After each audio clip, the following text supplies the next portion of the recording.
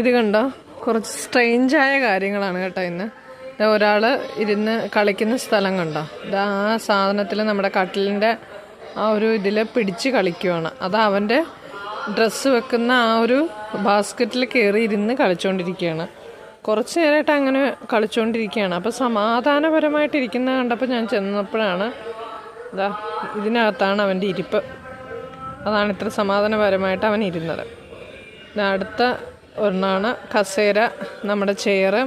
ഇവിടെ സോഫയാണ്, സോഫ സെറ്റിയുടെ ചെയറാണ്. അത് കമഴ്ത്തിയിട്ടുകൊണ്ട് TV കണ്ടുകൊണ്ടിരിക്കുകയാണ് ഇനായ അതിൽ ഇരുന്ന് കണ്ട് രസം മൂത്ത് വന്നപ്പോൾ ചെയറിൻ്റെ പരുവ അങ്ങനെയൊക്കെ തിരിച്ചിട്ട് ഇരുന്ന് കാണുകയാണ്.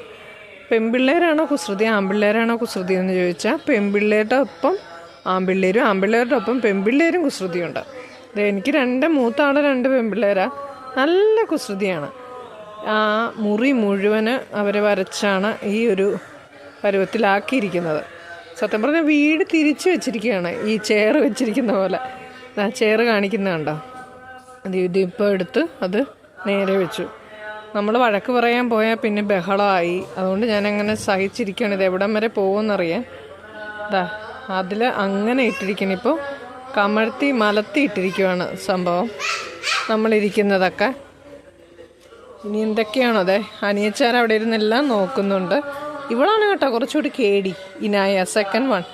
അവൾ കുറച്ചുകൂടി എല്ലായിടത്തും രണ്ടാമത്തെ ഒരു പ്രശ്നകാരാണെന്ന് പറഞ്ഞ പോലെ തന്നെയാണ്. രണ്ടാമത്തെ ആളാണ് കുറച്ച് പ്രശ്നം. ചിഞ്ചാൻ കണ്ടുകൊണ്ടാണ് ഈ കേളികളൊക്കെ നടക്കുന്നത് കണ്ട. ഇപ്പോൾ അതിൻ്റെ അകത്ത് കയറിയിരുന്നാണ് ചിഞ്ചാൻ കണ്ടുകൊണ്ടിരിക്കുന്നത്.